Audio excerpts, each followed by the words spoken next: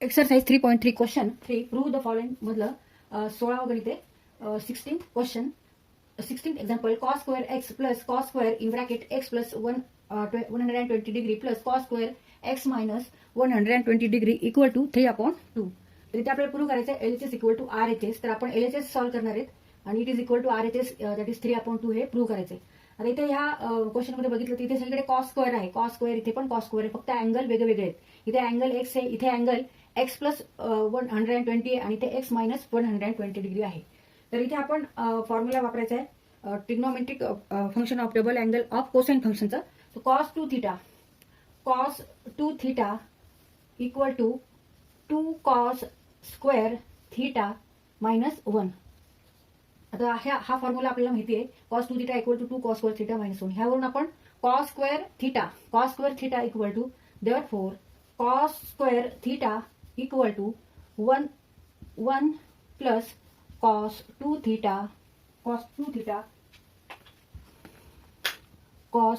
Theta divided by 2. तर हा त्याच्यावरून आपण असं लिहू शकतो. हा फॉर्म्युला तयार केला आपण, ह्याच्यावरून हे तयार केलेले cos square theta equal to 1 plus cos 2 theta divided by 2. आता इथे थीटा इक्वल टू किती आहे x. Theta equal to here x. मग इथे आपण कॉस स्क्वेअर एक्स बरोबर काय लिहिणार cos square x equal to 1 plus cos 2x divided by 2 divided by whole divide by 2. 1 plus cos 2x divided by 2. आता इथे अँगल एक्स आहे, पण जेव्हा अँगल एक्स प्लस 20 डिग्री असेल तेव्हा इथे आपल्याला चेंज करावं लागेल. एक्स प्लस 120 डिग्री लिहायचं आणि इथे 2 into 120 means 240 cos 240 degree and whole divided by 2. तर इथे आपल्याला ह्या पद्धतीने ही स्टेप लिहावी लागेल. Now LHS side is cos square x plus cos square in bracket x plus 120 degree plus cos square x minus 120 degree.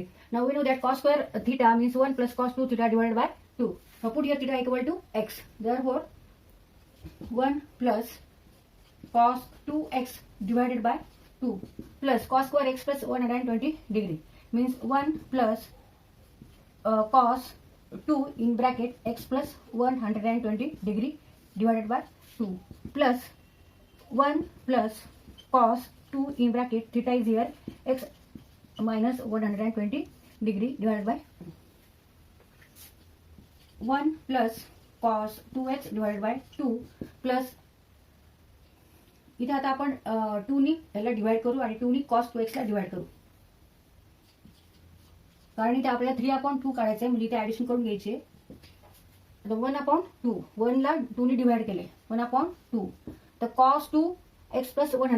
तर इथे आपण हाफ बाहेर घेऊ आणि हे सगळं एका कंसात घेऊ. Equal to 3/2 plus half cos 2x plus half. आता आपण असं काय करतोय तर काही टर्म्स कट होतात, त्या बघायच्यात कोणत्या कट होतात. Cos 2x cos 240 degree minus sine 2x sine 240 degree.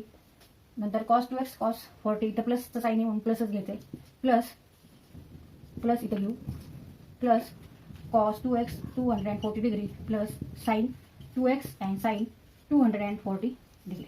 आता इथे ही टर्म निगेटिव्ह आहे पूर्ण आणि ही पॉझिटिव्ह आहे. इथे निगेटिव्ह आहे ते पॉझिटिव्ह म्हणजे कट होतील म्हणजे इकडे शून्य उत्तर घ्यायचं. Minus sine 2x sine 240 plus sine 2x sine 240 equal to 0.